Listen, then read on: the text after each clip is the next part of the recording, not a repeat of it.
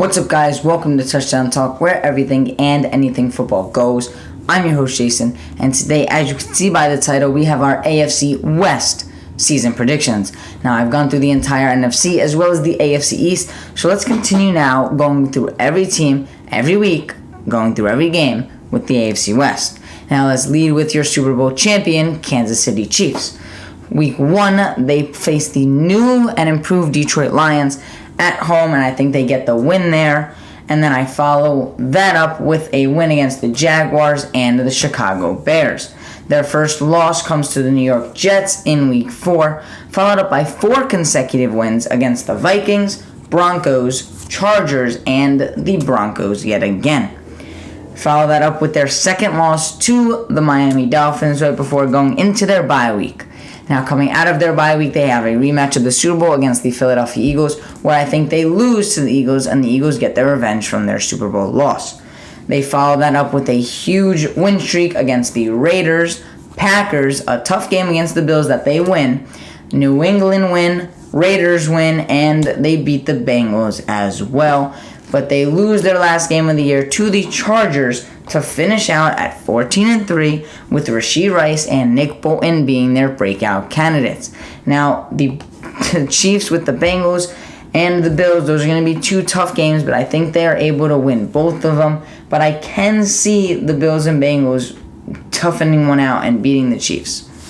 Next up are the Los Angeles Chargers. They start the year with a great win streak, beating the Dolphins, Week 2 beating the Titans, beating the Vikings in Week 3, and the Raiders in Week 4 going into their early 5 bye week.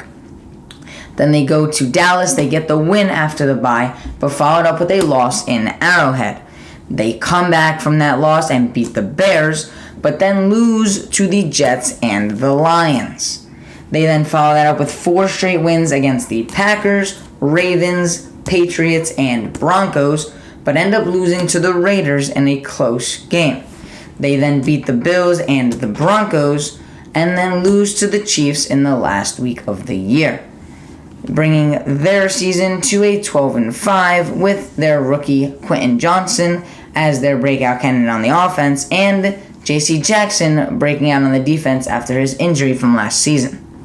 Third in the division, we have the Denver Broncos. We have them winning in Week 1 against the Las Vegas Raiders, but then losing to the Commanders, Dolphins, Bears, Jets, and Chiefs following that win. They do follow that back up with a win against the Packers and then go into their bye. They then lose to the Bills, lose to the Vikings, lose to the Browns, but come back with a win over the Texans. They follow that win up with 2 losses to the Chargers and the Lions. They then follow that up with 2 wins against the Patriots and Broncos, but lose to the Raiders in the last week of the season, bringing their total to 6-11, with their breakout candidates being Greg Dulcich and Alex Singleton. Moving on to the last team in that division, being the Las Vegas Raiders. They start the season losing 2 straight to the Broncos and the Bills. They then followed up with a win against the Steelers, followed by 2 losses to the Chargers and the Packers. They then face New England and they win that game. This is where the Raiders take a downhill slide when they lose to the Bears, they lose to the Lions, they lose to the Giants, they lose to the Jets, they lose to the Dolphins, and they lose to the Chiefs going into their bye week. They come out of the bye week and lose to the Vikings, and finally get another win against the Chargers, but follow that up with 2 losses to the Chiefs and the Colts, but they do end the season on a win against the Broncos. They end the year at 5-12 with running back Zamir White and safety Marcus Epps as their breakout candidates. I know it's very low for the Raiders, but with Jimmy Garoppolo there, he doesn't have the Niners offense, their coordinators, their coaches, or a fully loaded team to help him win those games. Now, drop your opinion in the comments of your prediction for these teams.